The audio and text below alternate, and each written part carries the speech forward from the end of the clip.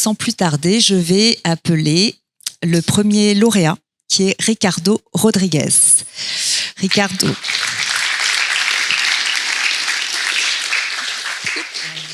Donc, bonjour à tous et à toutes. Je m'appelle Ricardo, enchanté. Donc je vais faire la présentation en anglais, désolé pour ça, mais je me sens un peu plus confortable. So today I'm going to talk about my PhD thesis, which is related to the modeling, robust control design, and analysis of time-varying complex space missions involving large flexible structures. So just to give you a bit of context, so my PhD focused on the modeling and control of complex missions. So for that reason, we used the STT-lib, which is a toolbox that was created by my supervisors, Francesco Safedino and Daniela Lazar. And the objective here was for each subcomponent of the spacecraft, create some sort of block, a mathematical representation of that subcomponent, and then put all these different blocks together to form the overall model of a spacecraft. However, this modeling is very specific because it separates what we call the nominal dynamics, so the equations of motion of a spacecraft, from what we call time-varying parameters and uncertainties. So time-varying parameters meaning, for example, the angle of a rotating solar array or the angles of a rotating robotic arm, and uncertainties, for example, if you don't know your mass very well, so you are uncertain about its value, maybe you want to consider a certain range when you design a controller to make sure that everything works in space in reality, if your mass is not exactly the one you think it was. So you consider an uncertainty range to include a lot of different possible values for this parameter. So the result is this sort of model, and the advantage of this sort of model is that it can be used with So it can be used with there is a bug in the presentation, I don't know why, but it can be used with a very advanced control technique, which is called robust control.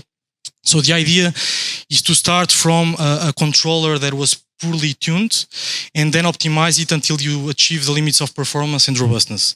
And so performance in control, meaning, for example, you want to point your satellite in a certain direction and you want to do it fast.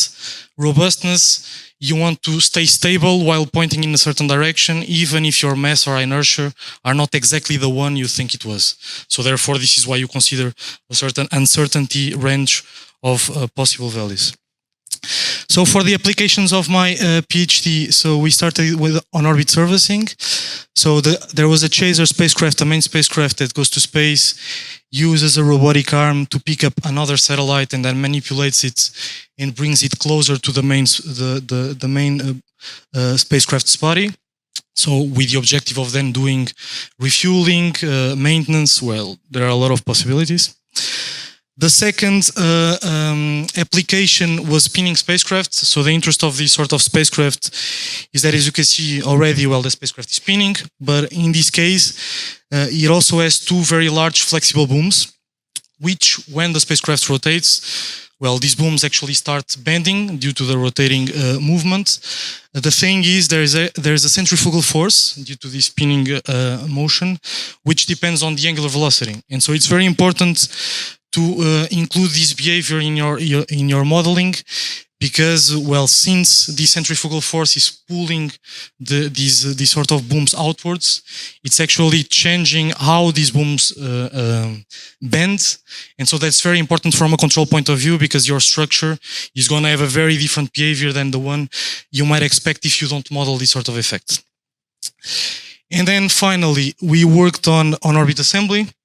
So in this case, the objective was to use this sort of a multi-legged robot, so in this case 3 legs, to pick modular tiles from a stack that is sitting next to the spacecraft, and to then use these tiles to assemble some big flexible structure. So it could be a solar panel, because, well, there is it's a topic that is trending a lot right now, which is space-based solar power. It's something that a lot of people want to do. And you could also build telescopes, you could also build mirrors using the same sort of concept. And then using this sort of modeling, we also try to optimize the trajectories of these robots from a point A to a point B. while trying to comply with certain constraints, requirements. So for example, here in this example, we wanted to reduce the impact of the disturbances of the robot on the whole spacecraft. So as you can imagine, while the robot is stepping on the structure, it's creating forces.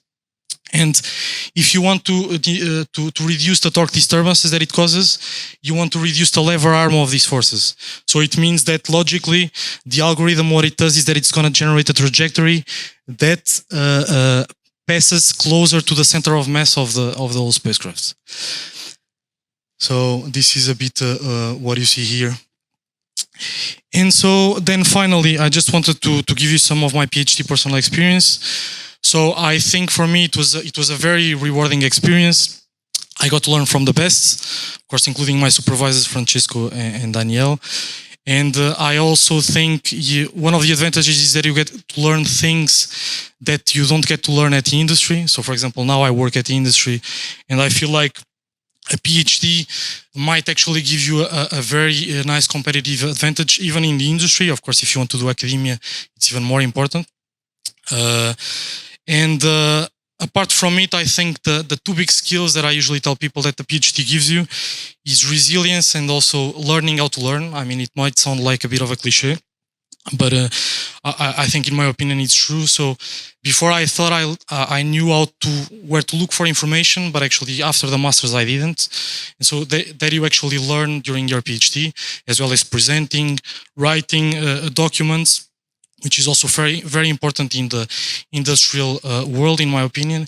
And then you are resilient because, well, that's important as well, because things don't usually work the first, the second, or the third time. So you just, well, you keep trying until you find a solution, and it's very important as well. So thank you for listening, and I hope you liked it.